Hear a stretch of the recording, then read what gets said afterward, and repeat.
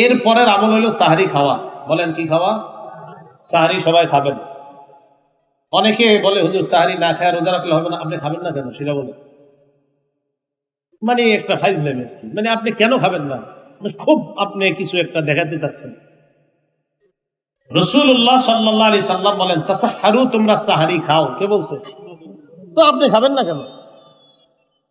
পরে কি বলে দেখেন, ফাইন্না ফিস সাহুরি বারাকাত, সাহরির মধ্যে বরকত আর বরকত। আমাকে যদি বলেন হুজুর আপনি সাহারি খায়েন না, আমি বলবো আমি খাবো। যদি বলেন কেন, আমি বলবো আমার নবী বলছে সাহারির মধ্যে বরকত, আমি এই বরকত মিস করতে চাই না। নবী বলছে সাহারিতে বরকত, তো এই বরকত আমি কেন মিস করবো? এবার খেজুর রাখেন না, খেজুর রমজান মাসে সাহারির সময় অন্তত 2-4টা খেজুর খাইবেন। ভাত তো খাবেন যা খান, সাথে 2-4টা খেজুর।